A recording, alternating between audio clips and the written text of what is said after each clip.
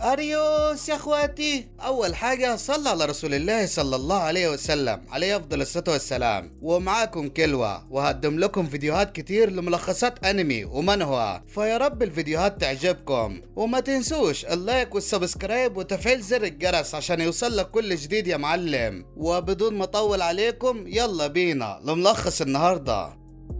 وفي عام 4386 في مدينة هواشيو بالتحديد، كان الكل بيتمتع بقدرته على الزراعة واستخدام التكنولوجيا الحديثة، وكانت المدينة فيها سلام وازدهار لغاية ما في يوم هجم على المدينة الضفدع ده ويبقى ملك الشياطين، وحاول الأبطال انهم يقبضوا عليه، بس هو كان أقوى منهم. وفي وقت القتال كان في طفل واقف في النص ومش همه اللي حصل ولا مركز معاه أصلا، لحد ما شاف واحد من الأبطال دول واسمه تشاو بي وندى عليه علشان يبعد، بس هو ما اهتمش للي بيحصل، والبطل انقذه وسابه وراح يكمل قتاله مع ملك الشياطين. ومرت 10 سنين ودي اكاديمية القوى الروحية، وتشاو بي البطل اللي انقذ المدينة من ملك الشياطين بقى اسطورة، واتعمل له تمثال في الاكاديمية تخليد للي عمله. وده اول يوم دراسي، والولد ده اسمه وان غلي، وحاول 2 من الطلاب يتنمروا عليه، بس البنت الجميلة دي انقذته واسمها تشاو بي وابهرت الطلاب كلهم، بس وان غلي مهتمش وده صدمها جدا. وبعدها كان في اختبار لتحديد النخبة، وكان الاختبار عبارة عن قتال بين روح الضفدع اللي هزموه من 10 سنين وبين الطلاب، واللي هيوجه اقوى ضربة ليه هو اللي هينضم للنخبة، واللي ضربته ضعيفة هيبقى في الصفوف العادية. وجه طالب ورا التاني وكانت ضرباتهم ضعيفة قوي لحد ما جه دور الطالب ده واسمه تشين شاو، وكانت ضربته قوية شوية وانضم لفئة النخبة. وبعد كده طالب ورا التاني بقوا بينضموا للنخبة. وفي الوقت ده روح الضفدع كانت بتجمع قوتها من ضرب الطلاب عشان تقدر تتحرر، وجه دور تشوي وضربت الضفدع واخدت اعلى علامة في الاختبار. والدور اللي بعدها كان دور وان غلي، وكان عاوز يدخل الفئة العادية، بس اول ما دخل الضفدع خاف، وده لان وان غلي هو نفسه الولد الصغير اللي كان في وقت المعركة من 10 سنين. والحقيقة اللي حصلت واللي محدش يعرفها هو ان الولد ده هو اللي هزم الضفدع بضربة واحدة من رجله، بعد ما الابطال بما فيهم تشاو بي فشلوا انهم يهزموه. وروح الضفدع اول ما شافته عرفته على طول، ووان غلي حاول يضرب الضفدع باقل قوة عنده، بس ده كان كافي انه يتسبب في عطل في شاشة عرض النتائج الخاصة بالاختبار. وفي نفس اللحظة روح الضفدع عملت نفسها ماتت من كتر خوفها منه، وانضم وان غلي لفئة النخبة. وده أول درس ياخدوه، وكان عبارة عن استدعاء روح كائن حيواني، وبدأ كل طالب بالاستدعاء، بس محدش عرف يستدعى إلا وان غلي. واستدعى وان غلي روح الضفدع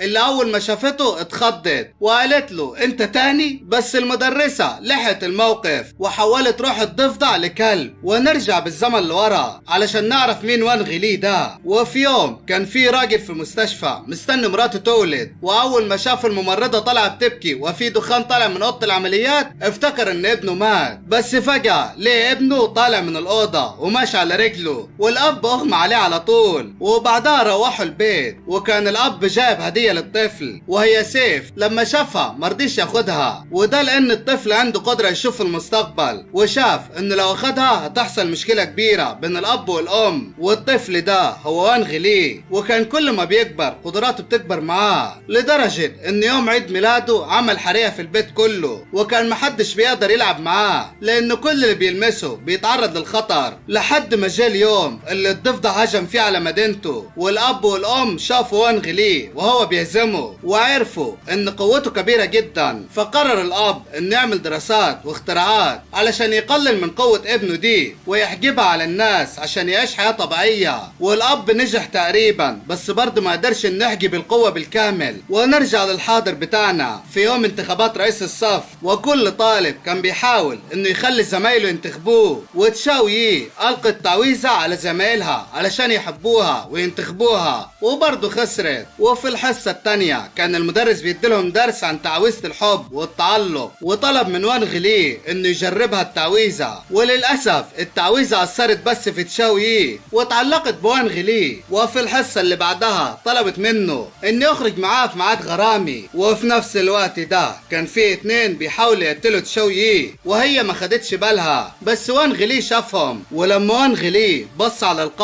القاتل حس بضغط كبير وده خلى عمليته تفشل. وقبل ما يرد وانغ لي على تشاو يي المدرس طلب منه يروح لمكتب المدير، وهناك لقى البطل تشاو يي وقال له انت اللي قتلت الضفدع وحش الألفية، ارجوك دربني. ووانغ لي اضطر انه يلقى عليه تعويذة علشان ينسي اللي حصل. وتاني يوم وانغ لي كان نايم، ولما صحي لقى تشاو يي تحت بيته مستنياه ومصرة انها تاخده معاها في موعد غرامي. ووانغ لي خرج معاها، وتشاو يي كانت محضرة مكان خاص ليهم هما الاتنين بس، وهناك كان في حراسة مشددة. بس الاتنين اللي حاولوا يقتلوا تشاو يي قبل كده قتلوا كل الحراس وضربوا رصاصة عليها، لكن وانغ لي شافهم ومسك الرصاصة ببقه وضربها تاني عليهم، واستعمل تعويذة النسيان على تشاو يي علشان تنسى اللي حصل. وهم ماشيين في المكان كانوا القتلة ما استسلموش ولسه بيعملوا محاولات لقتل تشاو يي، لكن وانغ لي كان بينقذها. وبعدها وهم في اللعبة الاتنين القتلة دخلوا عندهم، ولما لقيت كده تشاو يي قالت لهم يقتلوها ويسيبوا وانغ لي. وانغ لي اتأثر جدا وقام وقتلهم هما الاتنين، بس المرة دي ما مسحش ذاكرتها وطلب منها انهم يخلوا اللي حصل ده سر بينهم، بس بدل ذاكرة تشاو بي عشان يفتكر ان هو اللي قتلهم. وتاني يوم في الأكاديمية الطلبة كانوا بيهنوا تشاو بي انه بطل وانقذ وانغ لي وتشاو يي. ووصل منشور بيقول ان نفس المنظمة اللي بعتت الاتنين القتلة قبل كده، منظمة الظل، هتحاول قتل تشاو يي تاني. والأكاديمية كان فيها حراسة مشددة لحماية تشاو يي، والبطل تشاو بي اخدها لغرفته والقى تعويذة حماية عليها. وبرغم كل ده قدر يدخل قاتل من المنظمة للأكاديمية ويتغلب على الحراس.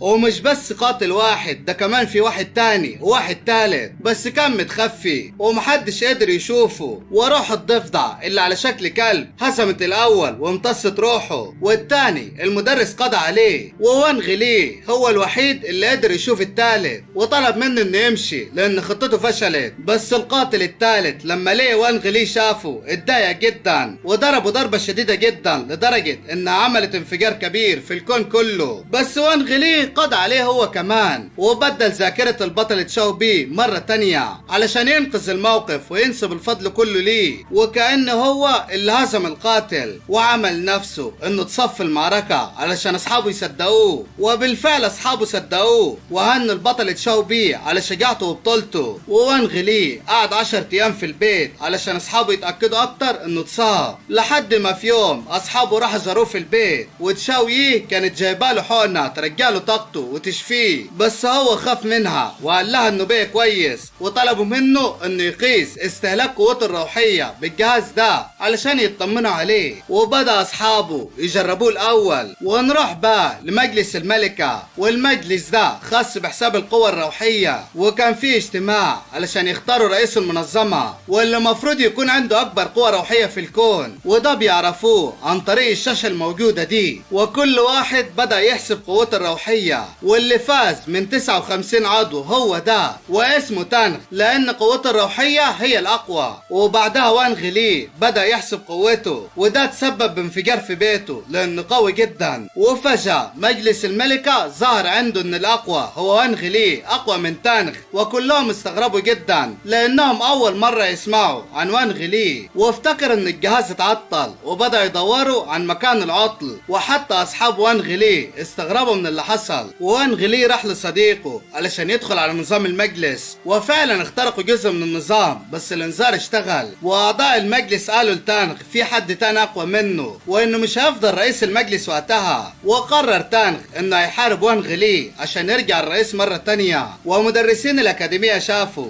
ان وانغ لي بقى في المرتبة الاولى، واستغربوا هم كمان لانه جايب اقل درجات في الصف. وبعدها كان في مؤتمر اسمه مؤتمر روح السيف السنوية، وكل المشتركين في المؤتمر بيتدربوا تدريبات قاسية لان في بطولة، وكل اكاديمية بتشترك بطلابها. واكاديمية وانغ لي شاركت بطلابها الجدد المتصدرين قائمة القوى الروحية. وهم وانغلي واصحابه وحتى الكلب اللي فيه روح ملك الشياطين تشاو بيه حولوا البني ادم وعملوا له اختبار عشان يقيسوا قوته الروحيه وطلعت كبيره. وانضم هو كمان لبطوله المؤتمر، واتصل مدرس الاكاديميه بيهم وقال لهم انهم مشتركين في البطوله، وفرحوا جدا وابتدوا يستعدوا ويحضروا سيوفهم الروحيه. والمدرسين بدأوا يدلهم ملاحظات لتطوير علاقة كل واحد فيهم بروح السيف الخاصة بيه علشان البطولة. لكن في نفس الوقت وانغلي كان خايف يشارك لأنه ممكن ما يقدرش يتحكم في استخدام قوته ويدمر الكون كله، بس حضر روح السيف الخاصة بيه وكانت روح طفل. وتاني يوم البطل تشاو بيه والشرطة لاقوا مقر لجماعة الظل الأسود فاكرينها اللي حاولوا يقتلوا تشاو يي قبل كده، بس ده ما كانش المقر الرئيسي. وزعيمة جماعة الظل لما شافت كده اتعصبت واتضايقت وتوعدت بالانتقام. ونرجع لوانغلي وكان عاوز يعمل نفسه تعبان وبطنه وجعاه علشان المدرسين يسمحوا له انه ما يشاركش في البطولة، بس المدرسين رفضوا. وانغلي ركب مع اصحابه الاتوبيس ومشيوا. ونروح للبطل تشاو بيه وكان عاوز يستجوب البنت اللي من جماعة الظل اللي قبض عليها، ولكن وهو بيكلمها البنت كانت عبارة عن قنبلة وانفجرت ودمرت المبنى كله. وفي الوقت ده كان في بنت تانية من جماعة الظل ماشية ورا الاتوبيس بتاع وانغلي واصحابه، والاتوبيس بتاع وانغلي وصل للبطولة خلاص والمجلس رحب بيهم. وبعدها حصلت حاجة غريبة جدا، وهم على الباب مديرة الأكاديمية التانية حاولت تقيس قوة وانغلي، بس ده خلى وانغلي يترمى على الأرض. وروح الطفل اللي فيه قالت له إن اللاصقة اللي بتمنع قوته من الظهور اتدمرت. وفجأة ظهرت من وانغلي طاقة كبيرة جدا، وده بسبب تاو الولد اللي عمل ايقاع روحي للمديرة تشي وخلاها تعرض وانغ للشعاع ده اللي بيخلي طاقته غير مستقرة. اما البنت اللي تبع منظمة الظل مشيت وما قدرتش تكمل مهمتها، والبطل تشاو بيه طلع ما حصلوش حاجة وانقذ نفسه في اخر ثانية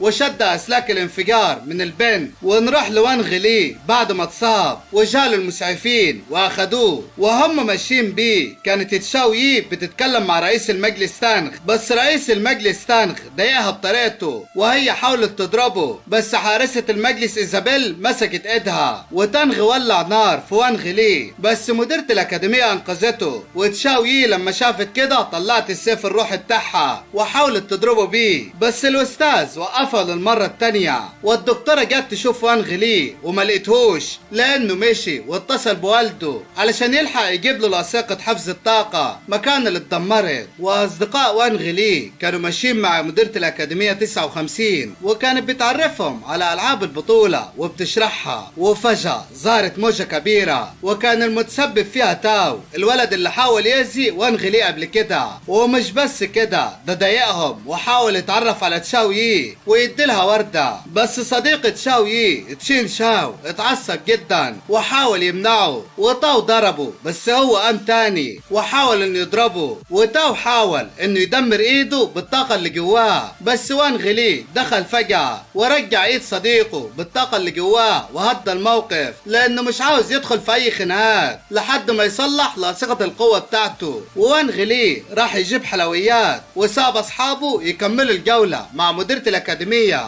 وتاو لقى البنت اللي تبع منظمة الظل واتخانقوا وبدأوا في القتال، بس البنت هي اللي فازت عليه وقيدته. وانغلي هو ماشي شاف البنت اللي ربطت تاو فربطته كمان واخدتهم معاها لان تاو طلع عنده طاقة سلبية كبيرة جدا ممكن تدمر الكل كله، وكمان حاطط لاصقة زي اللي مع وانغلي عشان يحفظ الطاقة من تدمير الكون. وانغلي كان مغمى عليه بس الروح الصغيرة اللي جواه صحته. والبنت اخدت شعر من تاو واتنكرت في شكله عن طريق تعويذة وراحت للأكاديمية. وانغلي وتاو كانوا مربوطين بحبل الطاقة، وتاو حاول يقنع الراجل اللي واقف لحراستهم انه يفكه، بس الراجل طلع ذكي وعنده قوة كويسة. والبنت اللي متنكرة في شكل تاو كانت بتحاول تقنع اصحاب وانغلي بقصة هي ألفتها علشان يخافوا ويمشوا وتنفرد بتشاو يي لوحدها وتعرف تقتلها. وفعلا اصحابها حاولوا انهم يمشوها لسلامتها، بس هي رفضت وقالت انها تنقذ وانغلي ومش هتمشي. وفعلا تشاو يي راحت على المكان اللي البنت قالت لها عليه مع حراسها، وراح وراها اصدقاء وانغلي والمدرسين وهاجموا الحارس، بس هو كان اقوى منهم وفتح باب في السماء نزل منه والجنود مقاتلين، وتشاوي انقذت الموقف وقفلت الباب وحاربت الجنود لوحدها. بس الراجل ما طلعش حارس عادي، ده طلع سيد التنانين، وطلع هو اللي ضرب البنت اللي تبع منظمة الظل، وتشاوي ما قدرتش عليه لوحدها وانضم لها البطل تشاو بي. بس تشاوي كانت فقدت كل طاقتها ووقعت، والبنت اللي من منظمة الظل حاولت تقتلها، بس حارسها الامين ده حماها لانه كان معاها من وهي صغيرة وهو اللي رباها. والراجل العجوز رمى نفسه من سطح المبنى ومات، ووانغ لي خبى تاو الحقيقي تحت سطح المبنى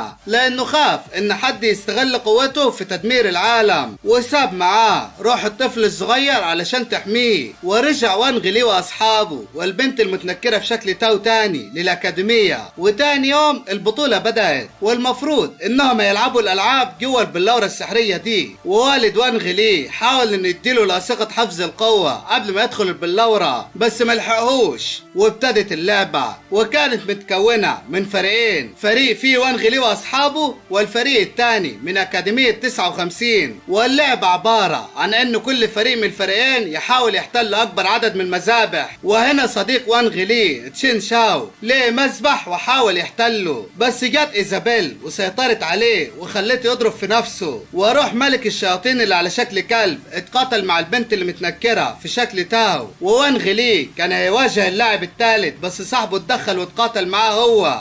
اما تشاو يي فروح السيف بتاعتها اللي كانت على شكل بنت اتقاتلت مع روح السيف بتاع التنخ. وبكده اكاديمية 59 احتلت 3 مذابح، وايزابيلا هزمت صاحب وانغ لي. وتشاو يي وهي بتقاتل تنخ روح السيف بتاعته اتدخل وكان عاوز يقضي عليها، بس هي هربت وتنغ احتل المذبح. وكل ده كان بيحصل وانغ لي قاعد هادي ما بيعملش اي حاجة، ده حتى صاحبه هو اللي كان بيقاتل الولد اللي بيحاول يأذيه. وفي الوقت ده روح ملك الشياطين استغل فرصة هدوء وانغ لي وحاول يمتص طاقته، وده ساعد وانغ لي في انه يتحكم في طاقته واتعامل مع الكلب على انه هو لاصق الطاقة. وانغ لي قضى على الولد بلمسة ايد واحتل 2 من المذابح، وكده النتيجة 3-2. وانغ لي كان بيتحرك من مذبح للتاني علشان يحتله، بس بالمقابل كان الفريق التاني بيتحرك عكسه، وكل ما يحتل واحد بيرجعوه ليهم تاني. وتشاو يي وصديقها هجموا اضعف لاعب في الفريق التاني لانهم عرفوا انهم اقوى وهيعرفوا يهزموه. وتشاو يي كانت تعرف تنخ من وهم صغيرين لان والديهم كانوا اصدقاء، بس من اول مرة شافوا بعض فيها كانوا مش حابين بعض، وكانوا دايما في منافسة بينهم. والقتال شغال بين تشاو يي وصديقها وبين لاعب الفريق التاني. وتنغ وصل لصاحبه، وتشاو يي قالت له ان اللي حصل ده خطة علشان كل واحد يسيب المذبح اللي بيحرسه من غير حراسة. والكلام ده وتر تنغ واصحابه. وتاو راح لتشين شاو وحاول يقضي عليه، بس تشين شاو افتكر والده لما كان بيقصى عليه علشان يبقى صلب. وتشين شاو حاول بكل طاقته، بس برضه تاو هزمه، واستمر القتال بين كل واحد منهم. وتاو دمر تشين شاو واحتل المذبح. وفجأة صديق تشاو يي عمل حاجة لسيفه علشان تديلهم طاقة روح العنقاء، بس كان في شرط وهو ان تشاو يي تضحي بروح سيفها. ونرجع لتشين شاو اللي قام وبيه في طاقة بفضل اللي عمله صديقه وهجم على تاو. وتشاو يي برضه حصلت على الطاقة وبقت اقوى وهجمت تنغ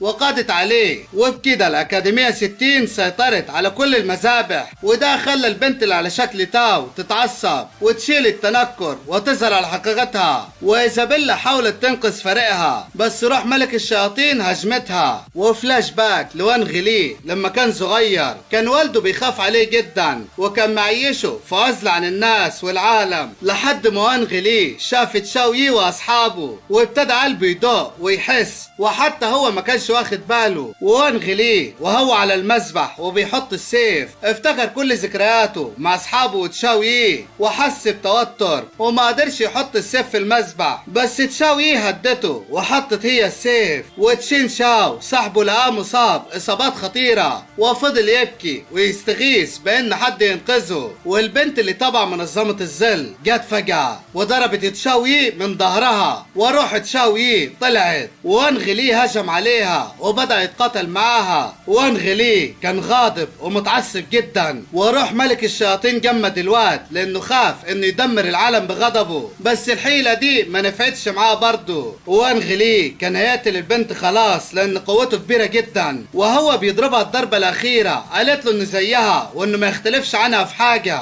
وده خلى وان غلي يهدى ويسيبها ويمشي. ووان غلي حاول انه يرجع تشاو يي تاني للحياة بالطاقة اللي جواها، بس ما قدرش لان البنت كانت دمرت روحها، ووان غلي كان مستعد انه يديها كل قوته بس ترجع للحياة تاني، بس حتى ده منفعش لان طاقته مفيش اي شخص طبيعي يقدر يستحملها. ووان غلي في لحظة مؤثرة كان بيبكي ومنهار، وحاول انه يرجع بالزمن لورا عشان يرجعها تاني، بس ملك الشياطين وروح السيف قالوا له ما تتعبش نفسك، وانه مش هتقدر ترجع روح شخص تاني، وان كده تشاو يي خلاص ماتت. بس وان غلي رفض واستعمل كل قوته عشان يرجع بالزمن، وملك الشياطين حذره ان ده ممكن يتسبب بكوارث، بس هو ما سمعش، وفجأة رجع الزمن تاني لأول يوم لوان غلي في الأكاديمية. فاكرينه لما المتنمرين اتنمروا عليه تاني، بس المرة دي اللي دافع عنه تشين شاو وصاحبه. وقت الحصة افتكر انه شاف تشاو يي بس طلع غلطان، واصحابه استغربوا من تصرفاته جدا. وبعد ما خلصوا اليوم الدراسي وهم ماشيين في الشارع، وان غلي شاف عربية وافتكر مرة تانية انه شاف فيها تشاو يي، ولما جري وراها وقفها ما طلعتش هي، وبعدها روح بيته وقعد ياكل مع والده ووالدته عادي جدا من غير ما يخاف ان الطبق يتكسر زي كل مرة. وان غلي عاش حياة طبيعية بس ده في عالم تاني، بعد ما وان غلي اتحكم في الزمن وسيطر على الفضاء بحقل كبير من الطاقة، وقدر انه يبني عالم جديد وياخد كل حاجة من العالم القديم. طب هي كده تشاو يي ميتة ولا لا؟ ويلا نبص على حكاية تانية بتحصل في عالم تاني، بس المرة دي العالم ده تحت الارض مش فوقه، وهو العالم السفلي، وده الملك العظيم اللي تم تتويجه من قريب، والمساعد بتاعه جاب له تشاو يي، ولما شافها الملك استغرب انها موجودة في العالم ده، ودخل مساعد تاني للملك وقال له ان في كارثة حصلت. وان غلي في الاتوبيس مع اصحابه وراح معاهم المطعم، وبعد كده راح للمكان اللي راح اول مرة مع تشاو يي، والمرة دي كان مع اصحابه، ولما جاي يحط ايده على التمثال اللي قبل كده حط ايده هو وتشاو يي عليه اتكسر من غير سبب. ونرجع لملك العالم السفلي، وكان بيقول ان العالم هينفجر بسبب وان غلي، وامر المساعد بتاعه انه يرجع تشاو يي مكانها تاني قبل ما الدنيا تخرب. ومرة واحدة روح تشاو يي رجعت جسمها تاني، وروح السيف بتاعت وان غلي كان بيحكي لتشاو يي كل حاجة حصلت وكل اللي عمله وان غلي علشانها. ونرجع لوان غلي وهو مع اصحابه كان بيفتكر كل حاجة عملها مع تشاو يي من غير ما يعرف عملها مع مين، لانه في العالم التاني ده كل الاحداث اللي حصلت كانها ما حصلتش، والمفروض ان تشاو يي مش موجودة في العالم ده. وتشاو يي قررت انها تدخل بين العالمين وترجع وان غلي حتى لو ده هيدمر كل حاجة، وفعلا عملت كده، والزمن رجع بيهم لوقت ما كان تاو هيأذي تشين شاو. وفي نفس اللحظة دي تشاو يي اتدخلت وانقذت تشين شاو منه، ووان غلي حط السيف على طول من غير ما يتردد. وبكده يبقى كل فريق الأكاديمية 60 بخير، وكمان الأكاديمية فازت في البطولة. وتشاو يي جريت على وان غلي بس الصحافة لحقتها، ووالد وان غلي حط له لاصقة حفظ القوة مرة تانية، وده هيخلي وان غلي قلبه يتجمد تاني ويبطل يحب، بس وان غلي وافق علشان السلام العالمي يفضل. وفي نفس الوقت ده النسخة التانية من وان غلي وتشاو يي رجعوا بالزمن لوقت ما كان وان غلي مربوط مع تاو بحبل الطاقة علشان يغير الأحداث ويبنوا عالم جديد علشان يعيشوا فيه هم كمان. ونروح بقى للبطل تشو، وراح لرئيسه وبلغوا انهم قبضوا على جان لوبينغ وهينقلوه للسجن الاعلى تاني يوم، بس قال انهم لسه ما اكتشفوش الشخص الغامض اللي كان عاوز يغتال سون رونغ. ورئيسه بلغوا ان المحطة الفضائية اكتشفت قوة روحية تسونامي حوالين ميدان المنافسة للفصيل 59، واجمالي ناتج القوة الروحية الوطنية قل بشكل كبير، والعربيات اللي بتشتغل بالطاقة الروحية تعطلت ولسه ما يعرفوش السبب، وده مخلي رؤسائه متضايقين جدا. وتشو قال له انه هيحقق في الموضوع الموضوع ده، بس رئيسه طلب منه يلغي مسابقة السيف الروحي. وفي الوقت ده وانغ لينغ كان في المدرسة قاعد هادي وفي حاله كالعادة، والمدربة بان دخلت للفصل وقالت للطلاب ان بعد فوزهم على الفصيل 59 في مسابقة السيف الروحي وزارة التعليم حاولت تهتم بيهم زيادة، وعلشان كده هيعملوا اختبار للقوة الروحية بعد الظهر، وهيطردوا اي شخص مش مؤهل لمرحلة التأسيس المتوسطة من فئة النخبة. وجه ميعاد الاختبار اللي بان قالت عليه، وكل الطلاب كانوا خايفين من الطرد، والمدرب وانغ ابتدى يشرح لهم ايه هو الاختبار، وقال لهم انه عبارة عن انك تدخل محاكي وتركز قوتك الروحية وتضربك صاعقة، ولو جسمك ما انفجرش يبقى انت كده عديت من الاختبار وانت وحظك بقى يا معلم. وبدأ الاختبار بأول طالب. اما لينغ فكان مع صاحبه هاو في اوضة تكرير الحبوب وبيساعده انه يعمل حبوب الطاقة النهائية في فرنه عشان يقدر يعدي من الاختبار، بس بان قفشتهم وهاو اكل كل الحبوب وكان هينفجر، لكن لينغ انقذه واداله ضربة وفض منه الطاقة. وبعدها هاو فتح عينه ولقى نفسه في الاختبار، لكن كان عدى ساعة الحبوب اللي اخدها وكل مفعولها راح. وجه دور هاو في الاختبار وكان فاكر انه هيخسر، بس ضربة لينغ ليه خلته يقدر يعدي من الاختبار. وجه دور لينغ والمدرب وانغ دخلوا المحاكي وابتدى لينغ الاختبار، لكن قوة لينغ الروحية كانت اقوى من المحاكي وتسبب في صاعقة قوية جدا، ولو ما كانش لاحق نفسه وادى لسون سيف قطعت بيه سلك المحاكي اللي ما كانوش قادرين يفصلوه كان زمان الكوكب كله اتدمر. بس برضه اللي حصل ده ما عداش كده وتسبب في فتحة من الفضاء، ومن خلال الفتحة دي هتعدي منه الدوافع الروحية من العالم البشري للعالم التاني. وفي الوقت ده كان امبراطور الشياطين في العالم التاني وحس ان في حاجة غريبة، ولما سأل اتباعه قالوا له بان ظهرت فتحة بتودع العالم البشري. بس الامبراطور استغرب وقال انه بعت من 3 سنين ملك من عالم الشياطين الملك الضفدع عشان يحتل عالم البشر، ازاي لحد دلوقتي ما نفذش مهمته، وانه حاسس بان الفتحة اللي بين عالم الشياطين والعالم البشري بتمتص الطاقة الروحية لعالمه، وانه كان عاوز يعمل غزو على العالم البشري عشان ياخد كل الطاقة الروحية. ازاي يحصل العكس؟ والتابع قال له انه هيروح فورا لعالم البشر ويشوف الملك الضفدع اللي ملوش لازمة ده. وطبعا الملك الضفدع فروجي كان قاعد مع لينغ ومش حاسس بحاجة، ووصل التابع للعالم البشري وابتدى يدور على الملك الضفدع ويتتبع طاقته الروحية. اما لينغ فكان قاعد مع ابوه وبيجرب له شخصيات جديدة روحية عشان تحجب قوته عن طريق اللاصقات، وكان بيساعده فروجي، بس اللاصقة اتحطت بطريقة غلط وتسببت في تسريب لطاقة لينغ، بس فروجي عضه مكان اللاصقة وحاول يسيطر على الموقف. وفجأة جات المدرسة بان في زيارة لبيته لأن درجات وحشة في المدرسة، ولينغ بقى بيتصرف بطريقة غريبة، بس الأم أخدت بان بعيد وحاولت تشغلها. وفجأة اللاصقة اللي في لينغ ابتدت تتحطم، والأب طلب من فروجي يحاول ينقذ الموقف ويسحب من قوة لينغ الروحية، لكن فروجي كان مركز في حاجة تانية. وفي الوقت نفسه كان التابع عرف مكان فروجي بعد ما استخدم طاقته الروحية وكان رايح له، وفروجي كان ميت من الخوف. ووصل التابع وكان لسه هيفتح الباب، وابو لينغ في نفس اللحظة شال اللاصقة من لينغ وطاقته الروحية خرجت في وش التابع ورميته بعيد وعملت انفجار قوي. اما بان فالام ثبتتها ومشيت مبسوطة من البيت. وتاني يوم في المدرسة جات لفصل النخبة بنت جديدة اسمها لين شيواو، وبان عرفتها على الطلاب. وبالصدفة لين ولينغ واصحابه فتحوا باب سر في الارض ووقعوا فيه، وطلع انه بيودي لسجن محبوسة فيه بينغ اللي من فصيل الظل. وفي السجن ده كانت اخت بينغ واسمها جيانغ ليويو بتحاول تقتلها، ولينغ واللي معاه وهم بيقعوا عدوا من قدامها، ولينغ قال لها كملي مهمتك انتي ملكيش دعوة بينا. وقبل ما يوصلوا للارض لينغ استخدم طاقته وخلى اصحابه يعدوا من الارض، ووصلوا المستودع محطوط فيه تحقيقات عن تحطيم طيارة من 10 سنين، واتضح ان يو كانت عايشة حياة مستقرة وكانت قائدة فصيل الظل، بس وهي مسافرة في الطيارة مع حبيبها الطيارة اتحطمت ويو اتسحبت لعالم الشياطين وفضلت قاعدة فيه لمدة 10 سنين واتحرمت من الشخص اللي حبته. وكانت شاكة ان اللي عمل كده اختها لانها شافت وثيقة اغتيال لفصيل الظل واختها اللي كانت ماضية عليها، والطرف التاني كان عالم الشياطين، علشان كده يو عايزة تقتلها. ونرجع تاني للسجن، ويو كانت هتقتل اختها خلاص، بس المدرب وانغ جه ومسك السهم قبل ما يوصل وقال لها ان مش ده اللي حصل من 10 سنين، وطلعت الحقيقة هي ان في نفس الوقت اللي حصلت فيه الحادثة لينغ كان بيقاتل الملك الضفدع وبيهاجموا بعض، والضفدع كان هيضرب لينغ بالطاقة، بس لينغ صد الهجمة وضرب الضفدع وطاقة الضفدع فجرت طيارة يو، وكل اللي في الطيارة نجوا لان لينغ انقذهم ما عدا يو اللي ما كانتش حاطة حزام الامان، والضغط سحبها بره الطيارة وعدت من بوابة عالم الشياطين اللي جاي منها الملك الضفدع. والمفاجأة بقى ان حبيب يو اللي كان كان في الطياره هو نفس المدرب وانغ،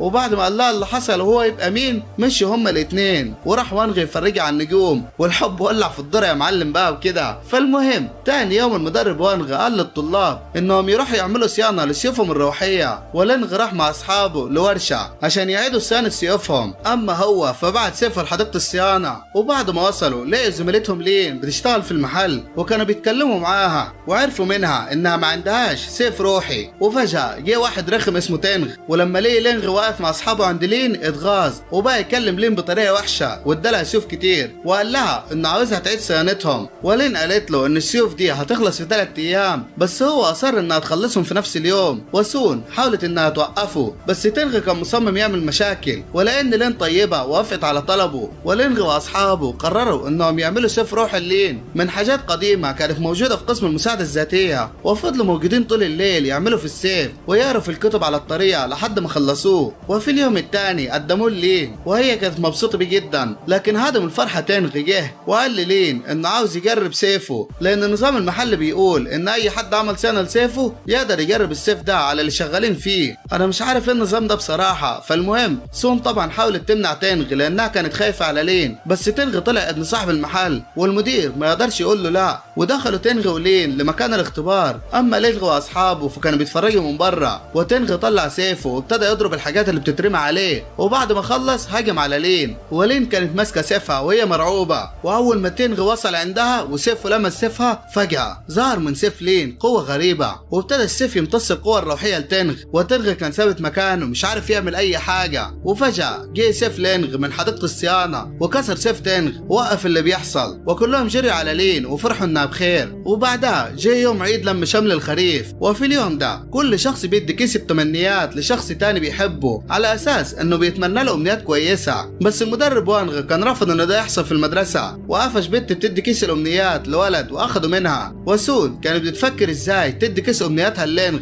من غير ما المدرب وانغ يشوفهم. وفي اللحظه دي ظهرت قدامها لين واقترحت عليها انها تدي له الكيس بالليل في حرم الجامعه. ولما سون قالت لها ازاي ده حرم الجامعه بيخوف بالليل، لين قالت لها ان عايشه في الحرم الجامعي ومفيش حاجه من الكلام ده. وفي الوقت ده كانت بينغ بتحاول تحرر نفسها من السجن اللي فيه. ونرجع تاني لسون، وبعد ما لين اقنعتها باللي هي عاوزاه سون راحت للينغ وطلبت منه يقابلها بالليل. وبالليل راح لينغ لميعاده وراح مع اصحابه عشان يشجعوه، ودخلوا كلهم للحرم الجامعي. وفجاه ظهرت قدامهم لين وفزعت شين اللي عامل نفسه بطل الابطال. وبينغ كانت حررت نفسها من القيود وفضلت تضحك ضحكه شريره، وصداها اتسمع في حرم الجامعه. وبعدها حاولت بينغ تطلع عن طريق المجاري، وفي وقت ما كانوا تشين وهاو في الحمام رشت عليهم ميه رهبتهم هما الاثنين، والاثنين غابوا عن الوعي من كتر الخوف. بس لينغ شد السفن عليها ونزلها تاني، وساب تشين وهاو في الحمام وغايبين عن الوعي يا عيني. وهو راح مع لين وسون يكملوا طريقهم، ووصل عند مرايه كبيره. وسون قالت للينغ ان المرايه اسمها مرايه جسر القمر، والاسطوره بتقول ان ليها سحر قوي جدا وبيتجاوز الفضاء، وان في اليوم ده من السنه لو رحت قدام المرايه في نص الليل المرايه السحريه هتعكس مستقبلك. وسون طلعت من هدومها كيس الامنيات عشان تديه لينغ، لكن فجاه في ايد ضربت لينغ ورمته بعيد، واتضح انها لين ومسكت سون، والقمر ابتدى يتحول للون الاحمر، وطلع ان تابع امبراطور الشياطين مسيطر على جسم لين. ولين او التابع فتح بوابه عن طريق المرايه بتوصل لعالم الشياطين وكان هياخد سون. وفي نفس اللحظه جت برضه بينغ عشان تاخد سون، بس فجاه ظهر لينغ وسحب سون من وسطيهم، وبينغ ضربت لين ضربه قويه وطلعت روح تبع الشياطين من جواها. بس لينغ ضربها هي، اما سون فقدرت تدي لينغ كيس الامنيات بتاعها. ونروح بقى لتشو اللي استدعى كبار اجناس البشر وبلغهم ان في فتحه ظهرت بين العالمين، وان الطاقه الروحيه في العالم قلت وقشره العالم الخارجيه بقت هشه، وابتدى جواسيس الشياطين ينتشروا في عالم البشر، وانهم لسه ما يعرفوش احداثيات عالم الشياطين، ولو بداوا رحله استكشافيه للفتحه اللي موجوده بين العالمين هيضيعوا في العواصف المكانيه. وفجاه الاتصال بين تشو وكبار اجناس الارض اتقطع. وفي المدرسه لينغ كان حاطط على ودنه السماعه ومغمض عينه، وفجاه هاو قطعه وقال له ان صاحبهم تشين واقع في مشكله. ولما نزلوا يشوفوه لقوا ابوه عمال يتخانق معاه، وعرفوا ان ابوه بيعمل كده لان تشين اللي كام يوم فتح لايف على الانترنت وبيتبرع باستمرار بطاقته الروحيه لواحده شكلها حلو وبتتصاحبن على الناس. وابو تشين اخذ منه التليفون وكسره، لكن اصحابه اكتشفوا انه بيفتح انترنت من كمبيوتر المدرسه،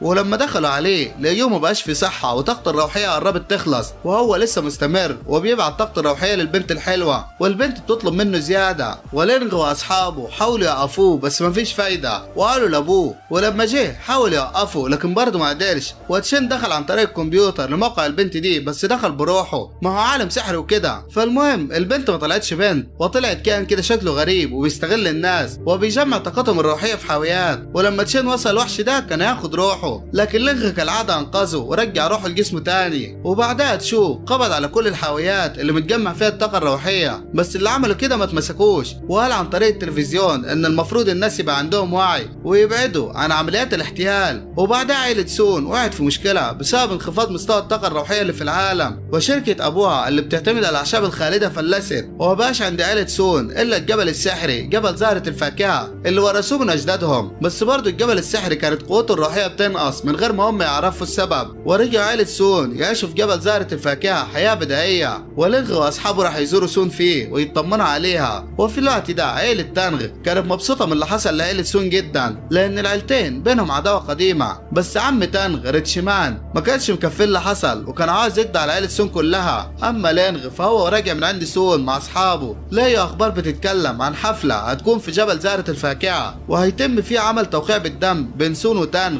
ورثة العيلتين عشان يدمجوا بين ممتلكات عائلة سون وعائلة تانغ. وحسوا ان في حاجة غريبة لانهم لسه راجعين من عند سون فامتى ده حصل، وقرروا يروحوا جبل زهرة الفاكهة وينقذوا سون. وفي الحفلة كانوا رجال التانغ مستنين لينغ واصحابه، واول ما وصلوا بدأوا يقتلوهم. ولينغ راح يلحق سون قبل ما تمضي على اتفاقية الدم، وقدر فعلا يوصل لها واخدها من ايده وخرج من الحفلة. واصحابه خلصوا على اتباع تانغ وراحوا له، لكن سون وقفت فجأة وقالت للينغ انها بتمضي على عقد الدم بمزاجها، وقالت له ان بعد ما هم مشوا جه تانغ وعمه واتفقوا معاهم انهم يدمجوا بين الشركتين وينقذوا شركتهم من الافلاس مقابل ان سون توقع عقد الدم مع تانغ. ومع ان سون كانت رافضة بس ابوها وامها كانوا مصرين وشايفين ان ده حل انقاذ بالنسبة ليهم، وهي قررت تسمع كلام عيلتها وتنقذهم حتى لو على حساب نفسها. وسون سابت لينغ ورجعت تاني للحفلة بعد ما اعتذرت له. ولينغ كان متضايق ان ده حصل لسون، بس لينغ اكتشف ان جبل زهرة الفاكهة فيه دودة نجمية بتمتص الوريد الروحي للجبل وطلع في شيطان بيحركها. بس لينغ قضى على الدودة ورجع القوة الروحية بتاعت عيلة سون للجبل مرة تانية.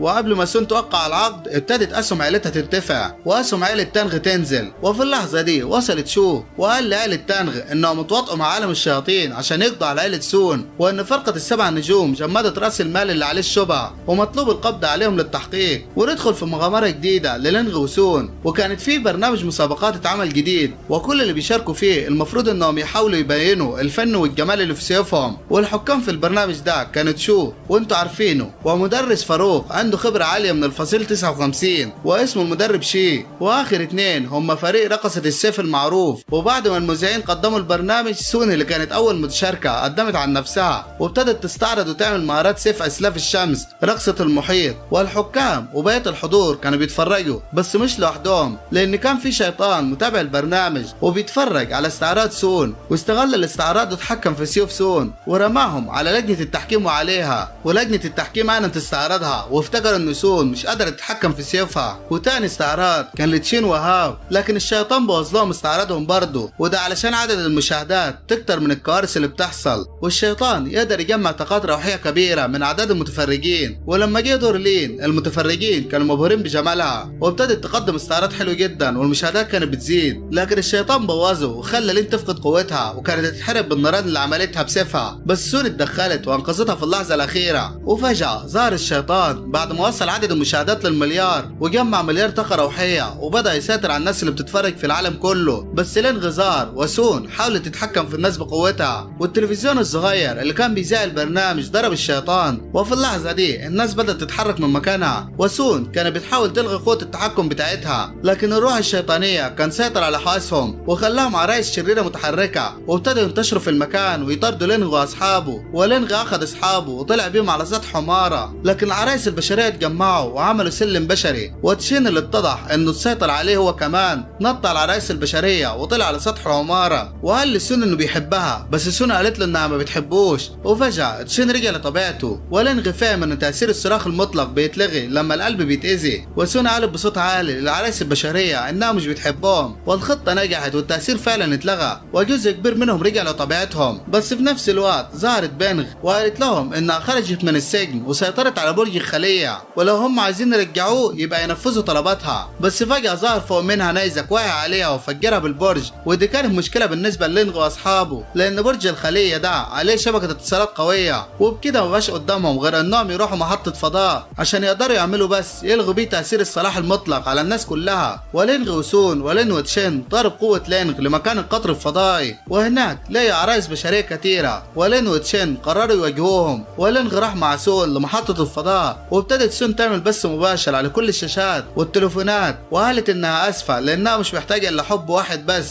وفجأة ظهرت صخرة عملاقة في الجو وكانت متوجهة للعالم البشري بسرعة كبيرة، وكان عليها الشيطان تبع امبراطور الشياطين اللي كان عاوز يدمر العالم البشري كله. لكن لينغ استعمل قوته ودمر الصخرة وفتتها، وده ضايق امبراطور الشياطين اللي كان بيراقب اللي بيحصل من بعيد، وامر تابعه ريتشيمان انه يتصرف. اما لينغ فهو راجع من المحطة مع سون لقوا نفسهم اتحولوا لرسم ثلاثية الابعاد وما كانوش فاهمين اللي بيحصل. وفي الوقت ده تابع امبراطور الشياطين ابتدى يشن هجوم على العالم البشري بالشياطين، وتشو عمل اجتماع مع كبار الاجناس وبلغهم ان البوابة اللي الشياطين جم منها موجودة في ملعب المدرسة فوق الفصيل 60، وانهم ابتدوا يعملوا على البوابة هجمات رعدية. بس الهجمات الرعدية دي عاملة زي البطارية ولازم تتشحن بطاقة روحية كبيرة، والممارس رقم 1 في العالم اللي هيقدر يشحنها فقد الاتصال بيه. بس واحد من كبار الاجناس قال لتشو انه يقدر يقوم بالمهمة دي وانهم مش محتاجين للممارس رقم 1. ونرجع تاني لسون ولينغ اللي لقوا نفسهم فجأة متحصرين في دورة مكانية، وده لان تابع الامبراطور عمل ختم ثلاثي الابعاد عشان يمنعهم من الرجوع للعالم البشري. اما بالنسبة للعالم البشري فوحوش الشياطين كانت بتهاجم الناس، وفرقة النجوم السبعة كانت بتقاتلهم، لكن الشياطين كانت كل ملعب تكتر بسبب البوابة المفتوحة. وفجأة جه واحد من كبار الاجناس وابتدى يستخدم طاقته الروحية ويشحن الرعد، والهجمات الرعدية ابتدت تقضي على الشياطين وبيساعدوا فرقة النجوم السبعة. لكن فجأة ظهرت بوابات في السماء وخرج منها حاجة بتشبه السفن جواها شياطين، وسون اللي كانت شايفة اللي بيحصل من بعيد قالت انها النهاية للعالم البشري. لكن على مين يابا؟ لينغ عمل تتبع اشعاع وكسر ختم ثلاثي الابعاد وساب سون ورجع للعالم البشري. لكن قبل ما يعمل اي حاجة ظهرت بنت شبه الفراشة اسمها شيوايا واخدت لينغ واختفت، وابتدت يو تحكي قصتها لينغ وقالت له انها كانت من عالم الفراشات، وامبراطور الشياطين غزا عوالمهم وعوالم كثيرة من عوالم الفراشات اللي حاليا بيتبعوا اوامر امبراطور الشياطين، وانها ابوها انقذها ورماها من بوابة وصلت عن طريق العالم البشر وربتها الاخت روحية السيف، وان ده الروتين في عالم الشياطين يغزى عوالم وياخدوا طاقتهم الروحية وينهوه، وانهم دلوقتي رايحين عشان يقابلوا الامبراطور الشيطاني. اما في العالم البشري فكل الناس كانت خايفة وقاعدين مستخبيين، وسون عملت بث مباشر على كل التليفونات وقالت لهم انهم عاشوا كل سنينهم في سلام، وعلشان كده نسيوا معنى القتال برغم انهم عايشين كل حياتهم في الزراعة، وطلبت منهم انهم يخرجوا ويقاتلوا لحد اخر نفس عن عالمهم من كل مكان عشان ينقذوهم من التدمير. والناس اتشجعت وخرجت من مخابئها للقتال. وفي الوقت ده كان لينغ وصل مع يو الفراشة لامبراطور الشياطين، ويو اول ما وصلت قالت للامبراطور انها نفذت جزءها من الاتفاق وطلبت منه ينفذ جزءه ويطلق سلاح اختها اللي ربتها روحية السيف. بس التابع اخدعها وقال لها ان كان ضيف زيها ما ينفعش يتكلم مع الامبراطور، ولما حاول يعمل كده برضه مع لينغ بحركة ايد رماه تحت الارض، والامبراطور فضل يضحك وساب عرشه وهجم على لينغ وسأل على اسمه. وبعد ما لينغ قال له الامبراطور هاجمه بكل قوته، لكن لينغ ما تأثرش واداله ضربة رماه بعيد وقال له ان لو دخل معركة حقيقية العالم اللي هو فيها هيتدمر، فكويس ان ده مش عالمه، وضرب الامبراطور. وبعدها الامبراطور حاول ينفد بجلده ويهرب، بس لينغ كان وراه وابتدى يضرب فيه، والامبراطور حاول انه يبعده بكل قوته واستخدم كل طاقته، لكن لينغ مسكه ورماه بعيد وقال له ان الجنس البشري عمره ما يستسلم لحد زيه. وفجأة التابع ظهر من ورا لينغ وشل ثقة اخفاء القوى، وخرجت من لينغ طاقة كبيرة دمرت عالم الشياطين كله. وفي العالم البشري الشياطين ابتدوا يختفوا والبوابات والسفن تتدمر،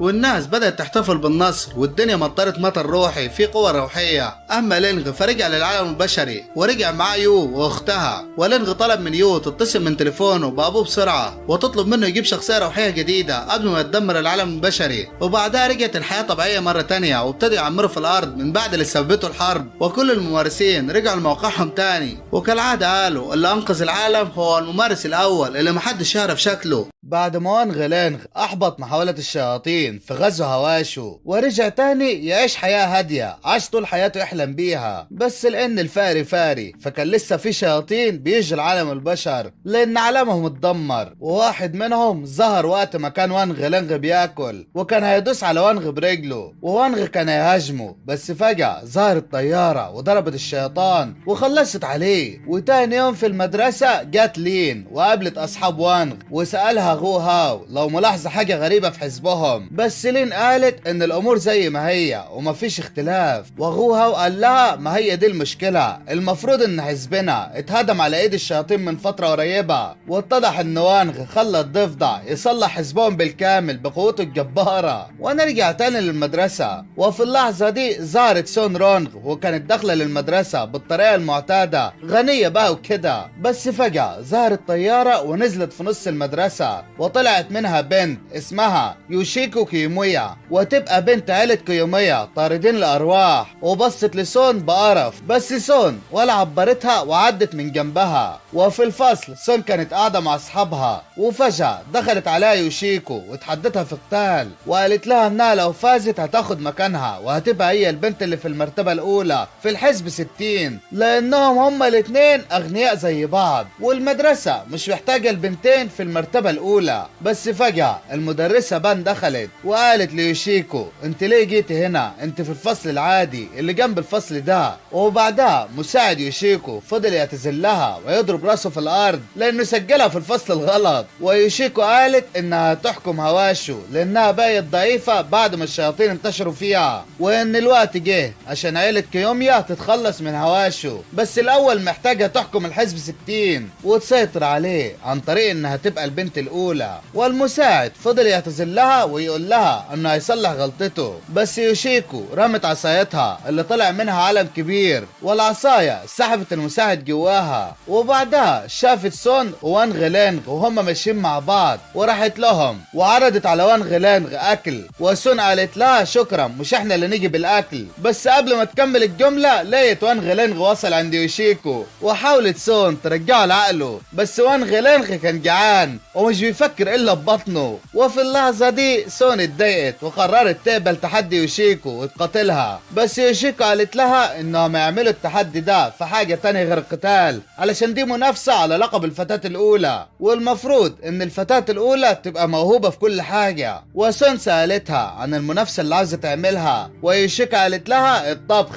وبعدها بدأت مسابقة الطبخ بين يوشيكو وسون، والحكم اللي كان هيدوق هو وانغ لانغ. وبدأت يوشيكو تطبخ وتعمل حركات جامدة كأنها طباخة محترفة، أما سون الغلبانة فما كانتش عارفة الصلصة من الزيت وكانت هتولع في المكان. وجات لحظة الحقيقة ويوشيكو قدمت الأكل بتاعها، وبدأ أصحاب وانغ لانغ يدوقوا الأكل وعجبهم جدا وحسوا إن بطنهم اتملت، وده بسبب إن يوشيكو كانت حاطة مادة معينة عشان يحسوا نفسهم شبعانين وما ياكلوش من طبق سون. وبعد كده قدمت سون الطبق بتاعها لوانغ لانغ، وكان الطبق عبارة عن مكرونة جاهزة وحطت هي بس التوابل واديتها لوانغ لانغ. ولما وانغ لانغ دقها انبهر وافتكر ذكريات كتيرة خاصة بالمكرونة دي وحس بانبساط. وفازت سون في المسابقة الهبلة دي، ويوشيكو كانت هتتجنن، بس سون قالت لها مش مهم الأكل متكلف ولا لا، المهم إنه يتعمل من القلب ويعجب وانغ لانغ. وأخدت سون وانغ لانغ وجريوا مع بعض، وكانت فرحانة لأنها كسبت وقدرت تفهم وانغ لانغ عاوز إيه. وبالليل وانغ راح لضفدوع وسأله هي الشياطين بتحتفل بعيد ميلادها إزاي، وضفدوع قال له أنت بعد ما دمرت عالم الشياطين بتسأل عن عيد ميلادهم؟ بس ضفدوع سكت شوية وفهم إن عيد ميلاده تاني يوم، وممكن يكون وانغ بيسأل علشان كده. وتاني يوم سون كانت مع أصحاب وانغ وبيجهزوا لاحتفال عيد الميلاد، ولقيت ما بين الحاجات اللي كتبها لها وانغ بيضة، وسألت وانغ بيضة ايه دي ويجيبوها منين، ووانغ قال لها انها اهتم بالموضوع ده وطلب منها ما تشغلش بالها. وبعدها ضفدوع جه وسأل سون والباقيين عن اللي بيعملوه، وسون سحبته على السريع وبعتته مع لين لان الحفلة عاملينها مفاجأة. وضفدوع كان ماشي مبسوط بما انه عيد ميلاده بقى وكده، وكان عارف ان وانغ واصحابه بيحضروا له مفاجأة. اما وانغ فراح لكهف تحت الارض وفضل يدور على البيضة لحد ما لقيها ووداها لاصحابه في المدرسة. وضفدوع كان قاعد مع لين ولقى الاستاذة بان رايحة للمدرسة وخاف انها تبوظ المفاجأة اللي وانغ واصحابه عاملينها له، وجري وصل قبلها ونسخ جسم الاستاذ زو وقال لها ان عاوز عاوز يقابلها النهارده وطلب منها تستعد، وبان الهبله صدقته وفرحت وجريت، وضفدع قدر ينقذ المفاجاه. بس في اللحظه دي ضفدع سمع اصحاب وانغ هما بيقولوا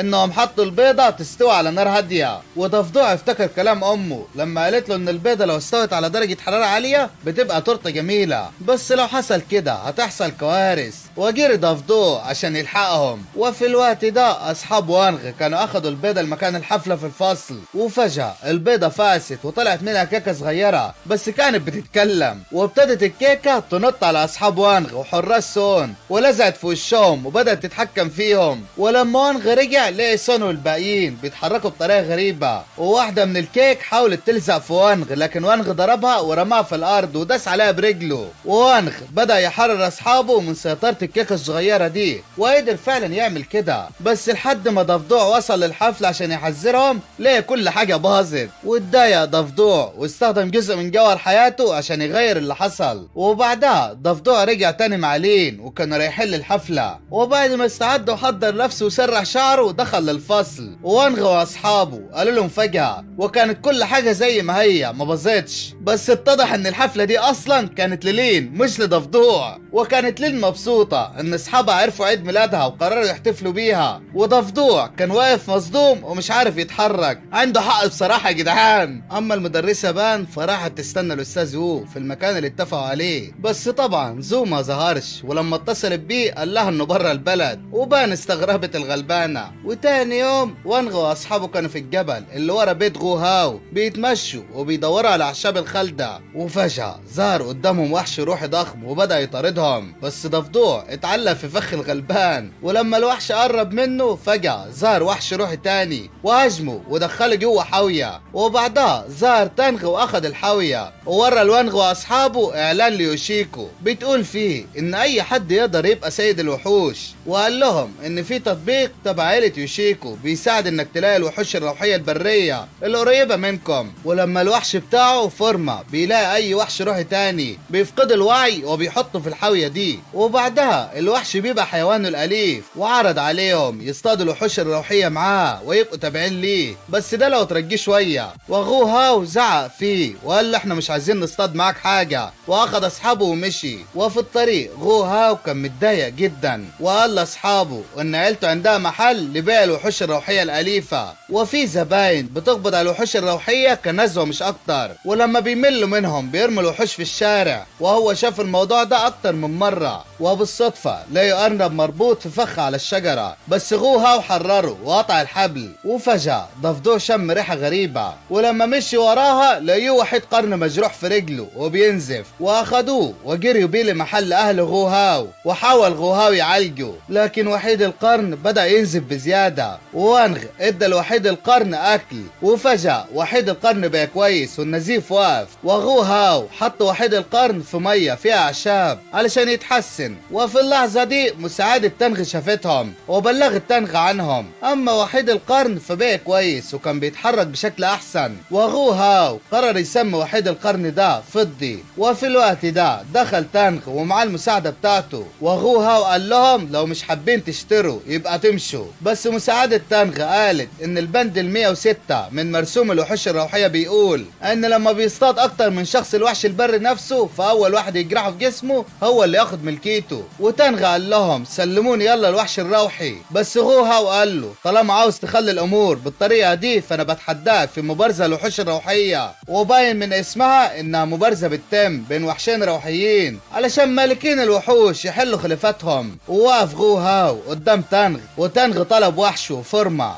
اما غو هاو فكان عاوز يقاتل بضفدع، بس ضفدع مرضيش وقال لهم ده موضوعكم والمفروض تحلوه مع بعض. وتنغ ضحك وقال لهم يبقى كده المفروض تعترفوا بالهزيمه وابقى انا الفايز. بس وانغ قال لضفدع خليك لطيف، وضفدع امن مكانه وقرر يسمع الكلام ويقاتل. بس فضي اتقدم مكان ضفدع وبص لغو هاو وكانه بيقول له انا اللي هقاتل، وغو هاو كان رافض لانه خايف عليه، بس وانغ مسكه وقال له سيبه يحاول. وابتدى القتال، وفورما هاجم فضي وبدأ يضربه، بس فضي هرب منه. وغو هاو طلب من فضي انه يهاجم فورما وضرب فضي فورما بقرنه، بس فورما كان جسمه صلب، وفضي ما قدرش يعدي منه وحس بدوخة من الخبطة، وتنغ امر الوحش بتاعه انه يستعمل نار اللوتس الحمراء الحقيقية، وفورما هاجم فض بنيرانو، وفض كان بيحاول يهرب بس فورما حصره بنيرانو كان هيخلص عليه، لكن وانغ عمل تخاطر مع فضي وكلمه وقال له قاتل، وفجأة فض بدأ يتطور، وانغ واصحابه استغربوا من التطور ده، وتنغ قال انا كنت عارف انه مش وحش بر عادي بس ده مش هيغير النتيجة، وامر وحشه انه يهاجم فضي مرة تانية، وفورما هاجم فضي بنيرانو بس فضي صد هجومه بالنيران الزرقاء، وبعدها بص لوانغ ووانغ قال له هاجم، وفضي جري ناحية فورما لكن فورما كان بيحاول يهرب، وفورما هو بيهرب وصل عند تانغ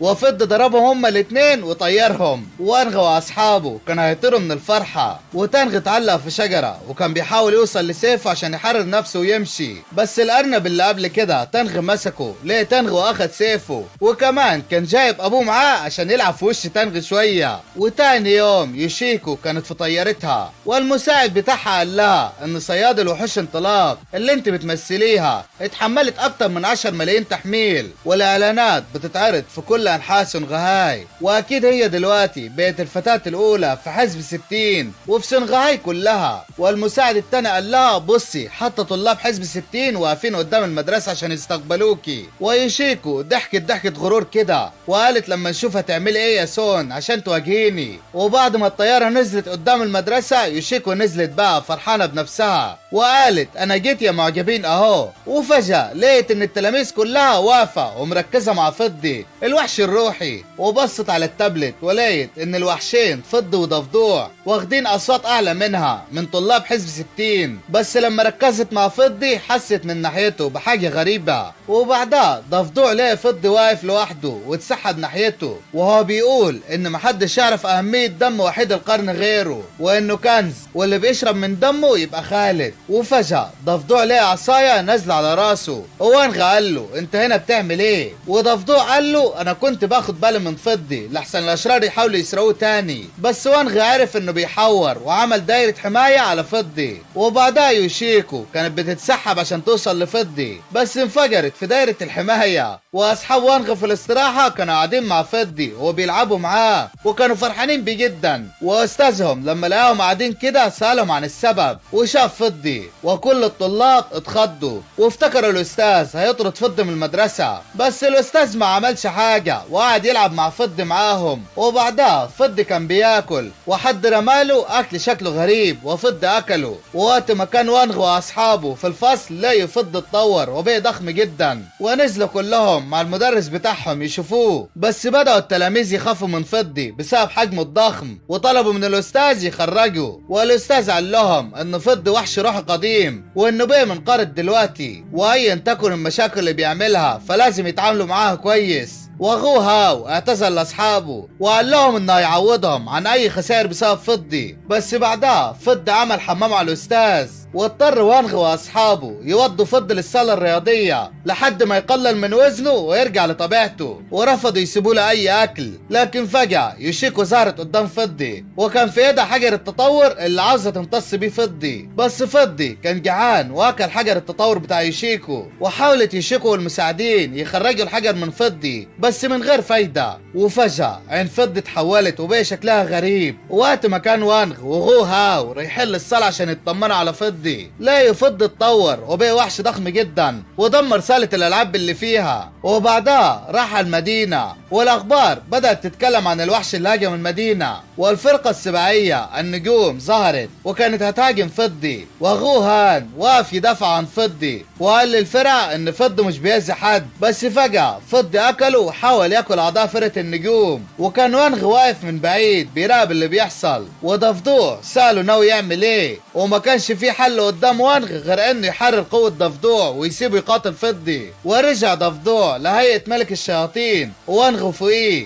وراحوا هما الاتنين ناحية فضي. ولما زو شافه انسحب هو الفرقة بعيد، وساب وانغ وضفدوع يتعاملوا معاه. وبدأ فضي يحضر لهجمة عشان يهاجم ضفدوع، وضفدوع قال لوانغ ان ده الوقت المناسب عشان يهاجموه، بس وانغ مرضيش يهاجمه وقال لضفدوع يصبر شوية. وفضي هاجم على ضفدوع، وفي اللحظة دي وانغ طلب من ضفدوع يفتح بقه، وفضي دخل جوه ضفدوع وابتدى يخسر قوته الروحية، وضفدوع ابتدى يمصها لحد ما كلها خلصت، وطلع فضي من جواها. وفضي طلع غوها ورجع لطبيعته تاني. وزو عرض على وانغ انه يسلم فضي للفرقة السباعية النجوم، بس وانغ قال له ان فضي مش بينتمي لعالمهم، وشال فضي وفتح وانغ بوابة. وكان من الناحية التانية في وحوش روحية من نوع فضي كتيرة، ووانغ قال ان ده هو مكان فضي ورماه فيه. وفلاش باك لماضي وانغ وكان في سوق المتحف مع ابوه بيتفرج على الحاجة اللي هناك، والاب عجبه سيف شكله حلو، والبياع كان بيقول له ان ده سيف اصل قديم، بس وانغ كان ماسك سيف صغير من خشب وبيتفرج عليه. وقت ما كان الاب بيتكلم مع البياع والبياع بيقنعه يشتري السيف اللي شكله حلو، السيف اللي في ايد وانغ بدأت تخرج منه طاقة ويطلع نور، ومحدش اخد باله منه. وابو وانغ والبياع ما اتفقوش على السعر، والاب اخد وانغ ومشوا. ووانغ كانت عينها هتطلع على السيف اللي فيه طاقة. ونرجع تاني للمستقبل، وفي مدرسة وانغ كان في اختبار مبارزة سيوف، ووانغ وتشين بدأوا يبارزوا بعض، وطلع تشين سيفه اللي هيتبارز بيه، وكان سيف ضخم جدا.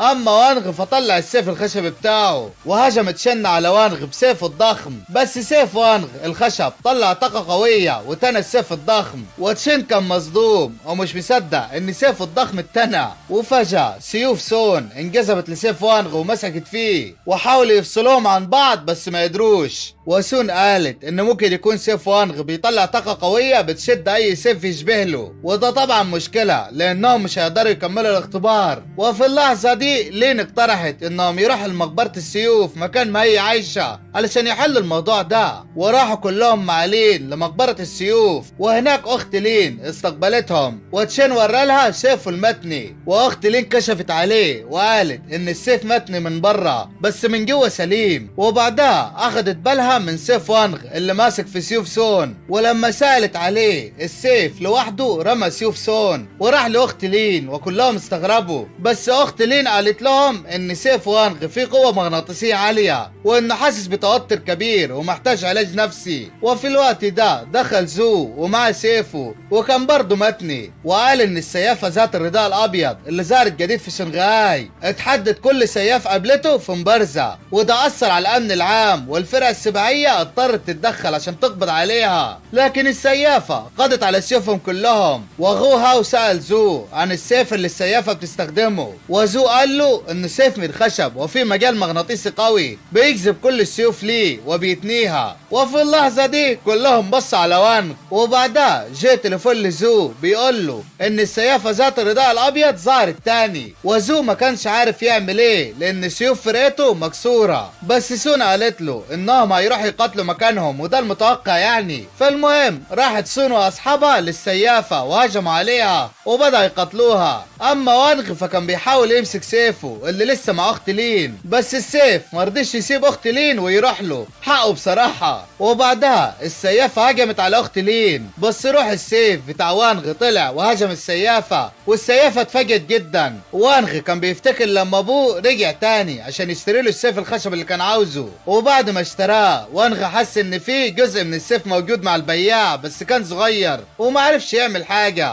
ونرجع تاني للحاضر، وانغ غز السيافة بسيفه، والسيافة قالت اخيرا لقيتك. وفجأة السيافة اندمجت مع السيف وبقت جزء منه، وبكده يكون زو حل القضية اللي معاه. واخت لين خلت السيافة تصلح كل السيوف اللي تنتها هي وروح السيف بتاعت وانغ. وتاني يوم زو كانت معاه قضية جديدة وكان بيطارد حرامية في القطر، وفي الوقت ده كان في القطر السيد رعد. وبعد ما المجرمين هربوا من زو، رعد ظهر قدام زو وهو بيضحك وقال له مش هو ده اللي بتدور عليه، واداله الحاجة اللي سرقها الحرامية. اما الحرامية فراحوا القطر فيه وشيكو عشان يدولها اللي سرقوه، بس اتضح ان السيد رعد الرعد خدعهم وبدل اللي سرقوه بقنبلة، وفجأة حصل انفجار كبير. وبعدها زو راح مع رعد لمزاد سونغهاي الخريفي اللي بيشتركوا فيه العائلات الكبيرة علشان يشتروا الحاجات النادرة والغالية. وبدأ المزاد ويوشيكو كانت مشتركة فيه، وزو لاحظ ان سعر الحاجة بيبقى اغلى بسرعة كبيرة، ورعد قال له ان ده بيحصل لان عائلة تانغ وعائلة سون مشتركين والعيلتين بيتنافسوا مع بعض. وزو سأل رعد ليه مش بيشارك في المزاد، ورعد قال له لانه بمنتهى البساطة فقير. وفي الوقت ده وانغ كان بيشتري بسكوت في كروت مرسوم عليها وحوش، وده علشان يقدر يهزم عيل صغير في لعبة الوحوش. بس يا عيني ملقيش الكارت اللي كان بيدور عليه وسط الكروت وكان متضايق جدا. وفي المزاد اتعرض بنطلون غالي جدا، وزو استغرب جدا، بس اتضح ان البنطلون مضاد للرصاص ومضاد للأسلحة، يعني ضد المية وضد النار. وكل العائلات كانت عاوزة تشتريه، حتى زو عجبه وكان عاوزه يشتريه برضه، بس يروح فين زو وسط العالم الأغنياء دول؟ والغرض الأخير في المزاد كان الحاجة اللي اللصوص حاولوا يسرقوها، واتضح ان الحاجة دي التنين الازرق ابيض العينين المختوم، وده يعتبر تنين سحري. انا مش عارف بصراحة ليه يوجي جه هنا، بس نعديها يا اخوانا. وابتدت المزايدة وكل عيلة كانت بتعرض مبلغ اكبر، بس يوشيكو عرضت مبلغ كبير جدا صعب حد يقدر يزايد عليه، لكن رعد قدر انه يعرض مبلغ اعلى منه. وزو قال له مش انت قلت لي انك فقير؟ ورعد قال له انا ما كدبتش عليك، انا فعلا فقير، بس البنطلون اللي اتعرض من شوية يبقى من مجموعتي وانا اللي عملته. وزو قال له يعني انت كنت مرتب لكل حاجة.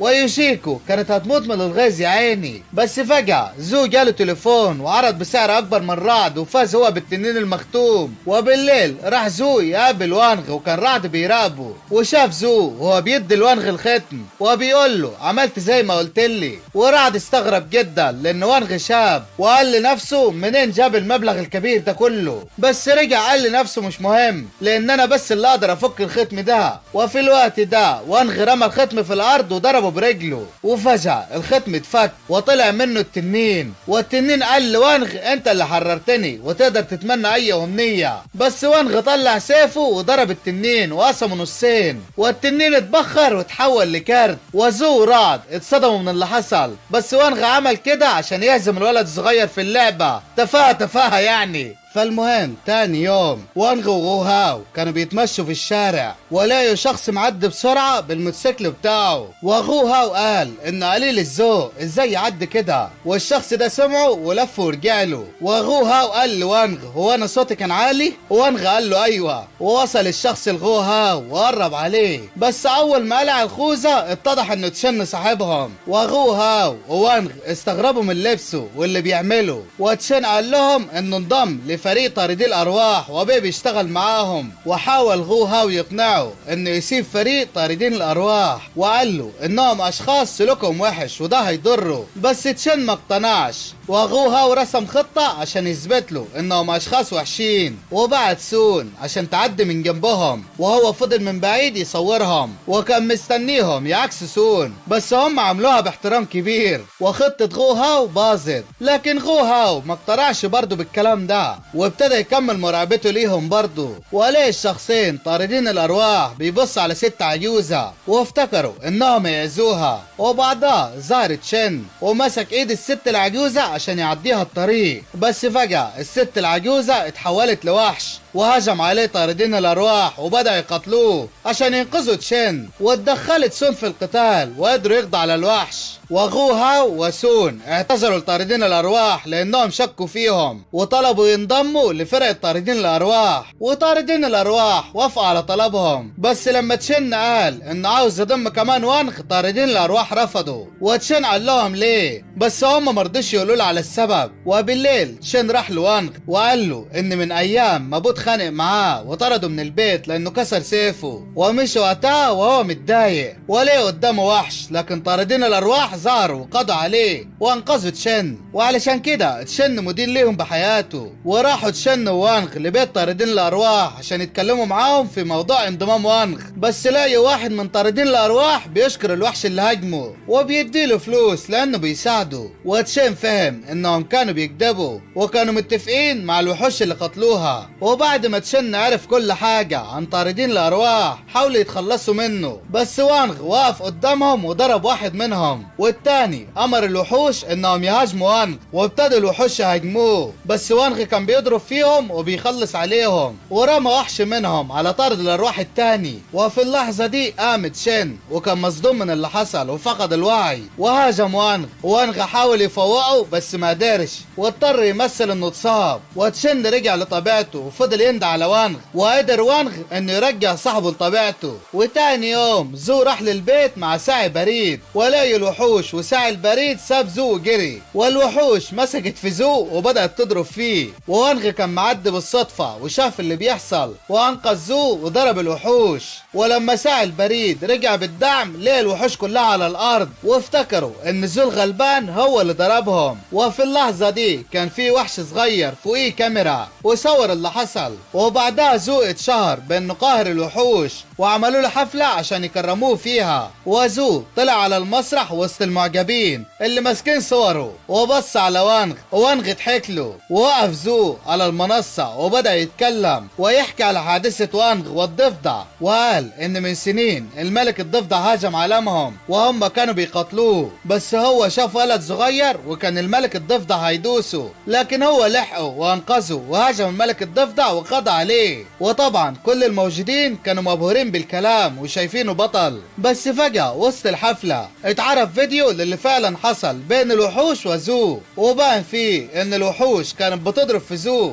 لحد ما ظهر شخص مش باين هو مين، وقضى على الوحوش بسهولة كبيرة وانقذ زو. وطبعا الناس كلهم اتقلبوا على زو وكانوا شايفينه انه مخادع وكذاب. وتاني يوم في مقر شغله المدير قال له انه مطرود وطلب منه يسلم سيفه، وزو خسر كل حاجة وصل لها، واصحابه كانوا زعلانين عليه. وزو راح يركب عربيته ويمشي، بس افتكر ان نسي يسلم سيفه، ولما رجع للمقر تاني ليه اصحابه اللي مفروض انهم زعلانين عليه بيحتفلوا وبيقولوا انه كان عارفهم وانهم ارتاحوا بعد ما هو مشي، وهيعملوا كل اللي هم عاوزينه براحتهم. وزو الغلبان اتضايق جدا وحس بوحدة كبيرة وبفراغ، وبدأ يطارد الوحوش، بس ظهر قدامه وحشين، وواحد منهم قال لزو انهم عندهم اوامر بقتله، وهجم عليه وحاولوا يقتلوه، لكن في اللحظة دي جه وانغ وخلص عليهم وكان هيعدل ذكريات زو، بس زو قال له انه عاوز الاول يفهم. ووانغ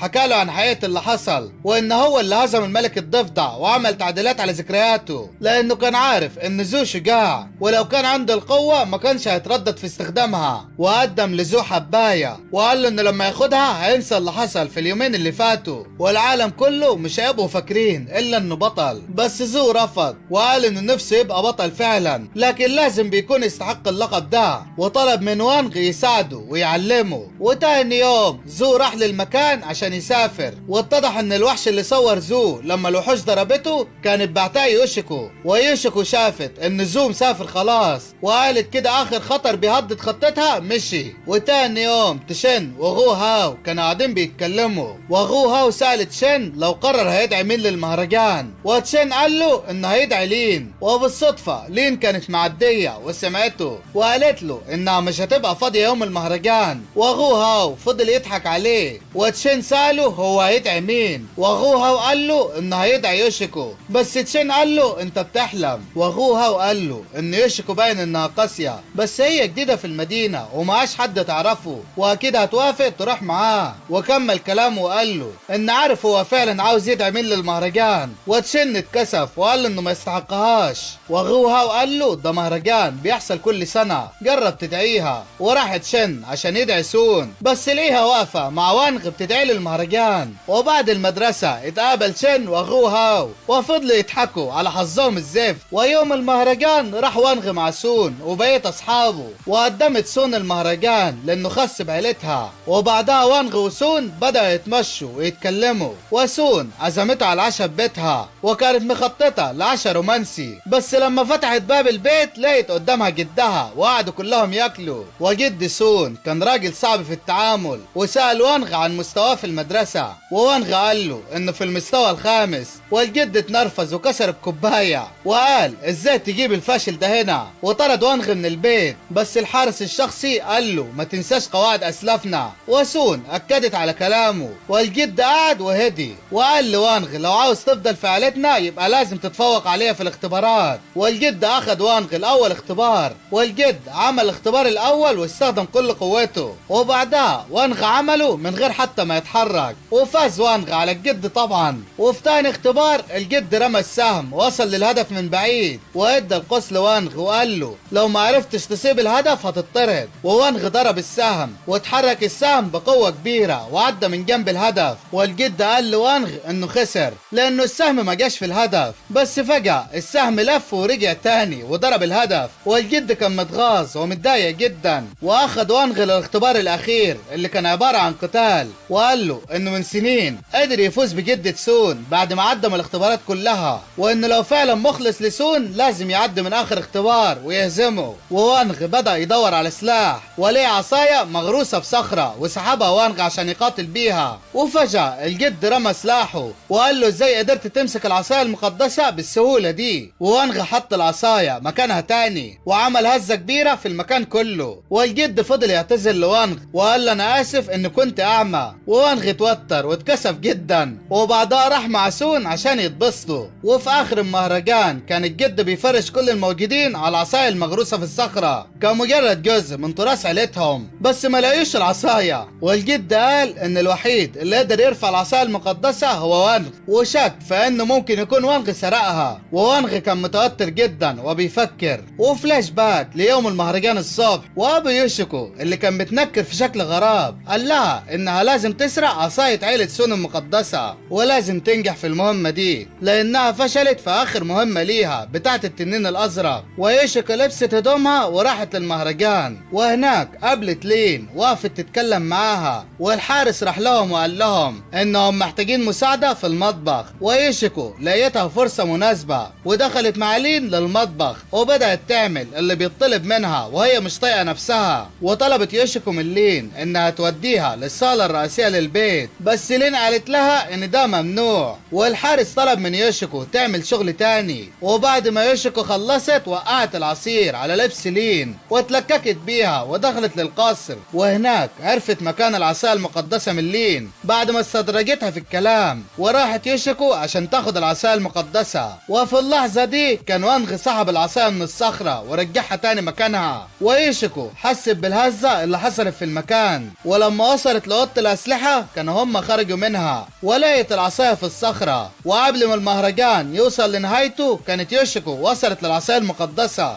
وجد سون افتكر ان وانغ هو اللي اخذ العصاية وفضل يترجاه انه يرجعها. بس في اللحظة دي اتدخل السيد رعد وقال ان وانغ مستحيل يكون هو اللي سرق العصاية. والجد قال له بس وانغ الوحيد هو اللي قدر يرفع العصاية المقدسة. بس رعد قال ان وانغ كان طول الليل مع سون وما طلعش من المكان، وان العصاية المقدسة عندها القدرة تغير حجمها وشكلها، وعلشان كده هو متأكد ان العصاية مكانها بس قلصت شكلها. والجد مسك مكبر وحاول يشوف العصاية لكن ما لقيش حاجة، وقال لرعد انه مش شايف حاجة. ورعد مسك منه المكبر وحاول يشوف هو بس ما فيش حاجة كانت باينة برضه. ورعد اتجن وفضل يقول اما العصاية راحت فين. بس وانغ قال لهم انهم يقدروا يعرفوا ايه اللي حصل من الكاميرات الموجودة في الأوضة. ورعد اتفاجأ جدا ان الأوضة فيها كاميرات، وبدأ كلهم يتفرجوا على الكاميرات مسجلاه. وظهرت يوشيكو قدام الأوضة ورمت حاجة على الكاميرا وعطلتها. وفي الوقت ده يوشيكو كانت بتعمل طقوس استحضار قوى الظلام، وسون رنت عليها في التليفون وقطعتها، بس يوشيكو ما ردتش عليها وكملت الطقوس.